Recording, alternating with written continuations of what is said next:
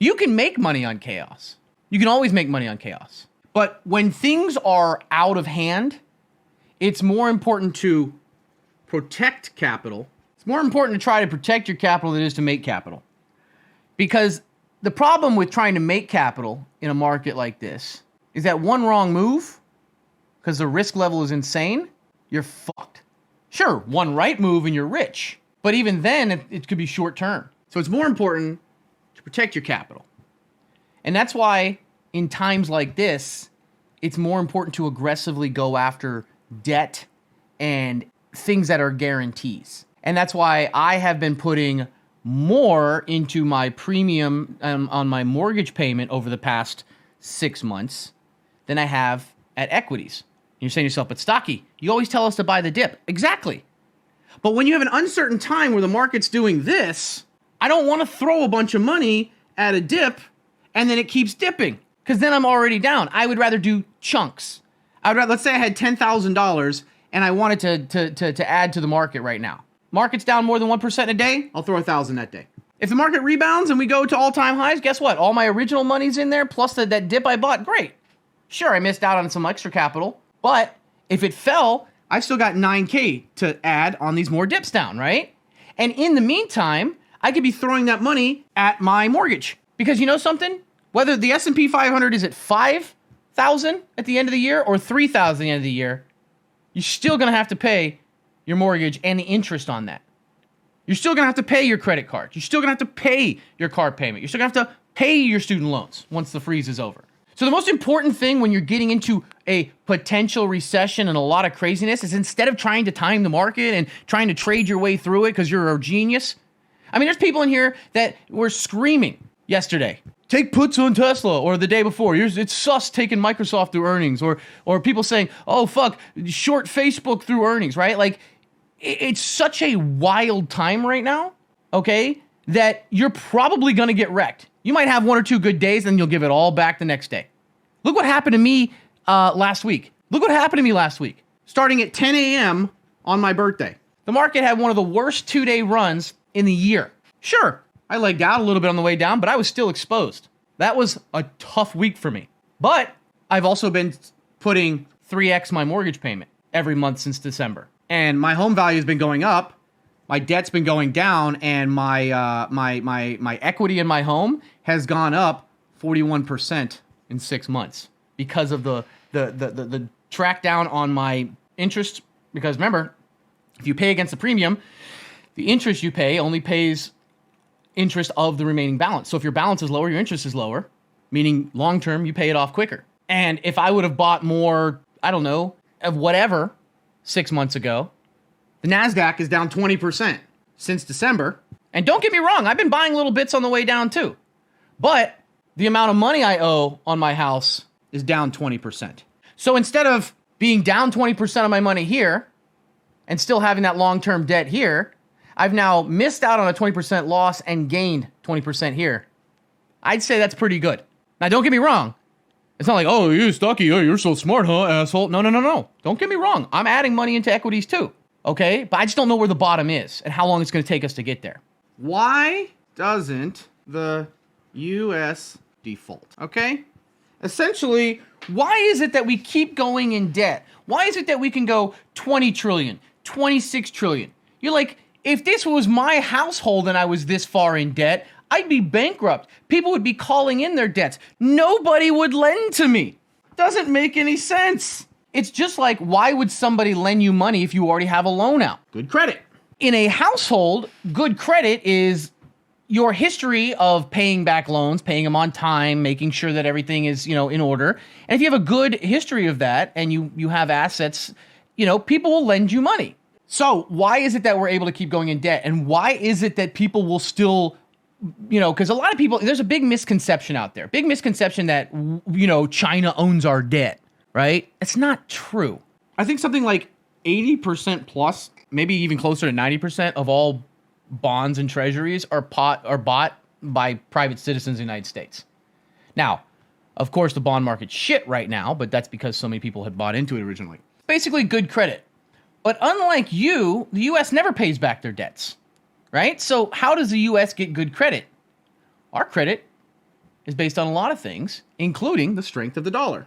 Because so much of the world bases their currency and their commodities and the world economy and trading off the dollar. I mean, oil has always been traded in petrodollar, right? And the strength of the dollar. So if you're in debt, but your currency is worth more than mine, I'm more willing to either give you money or believe that you have the best ability to pay back the money that's owed than anybody else. So I'm going to continue to lend to you. In other words, buy your IOUs, your treasuries, your bonds, and everything like that, okay? The DXY, or the dollar, just hit just shy of 104. Now, this is the dollar relative strength to the euro, the sterling, you know, the whatever, the lira, everything, the main currencies, okay? And so it's saying how much is the strength of the belief that your currency is going to be worth more compared to other currencies moving forward, okay? And the strength just keeps going up, and you might be saying to yourself, but Stocky, that doesn't make any sense. Our GDP just went down 1.4%, even though they expected a 1% rise. Stocky, 2 quarters of GDP reversal, it signals a recession. Stocky, inflation is 8% plus. Stocky, supply chains. Stocky, why?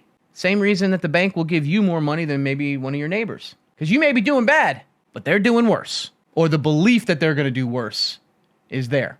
Now, is this natural? No, there's a lot of manipulation that goes on here. But the US dollar continues to go up. The reason I brought this up is that that's the only thing, in my opinion, holding gold down right now.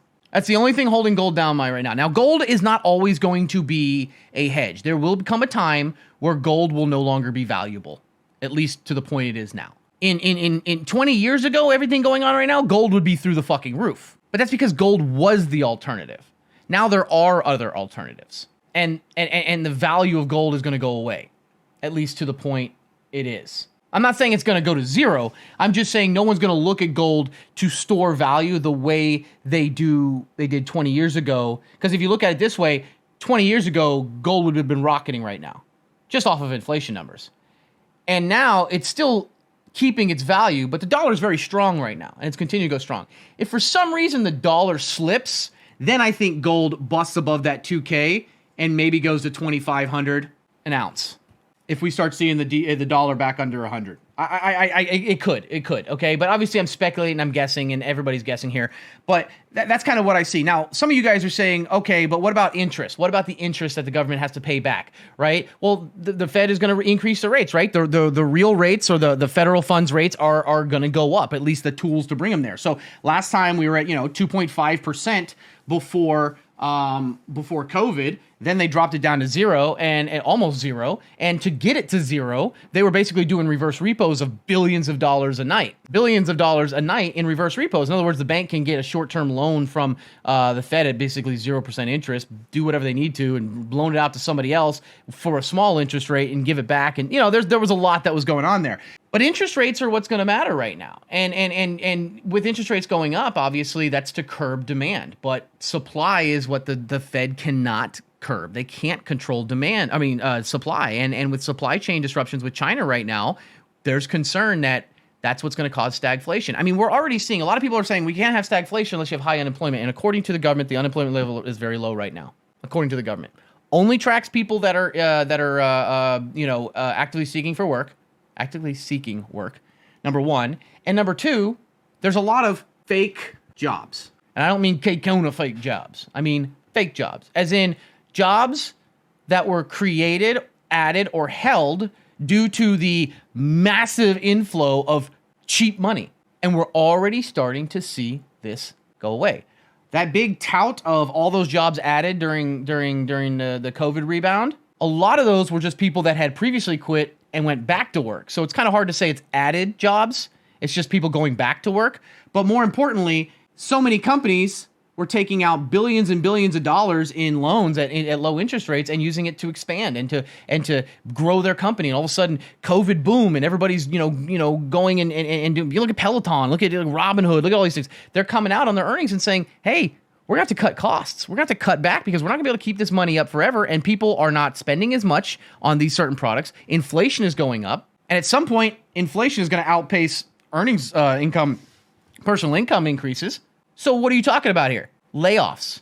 And just Google companies with massive layoffs. I mean, it's just been happening.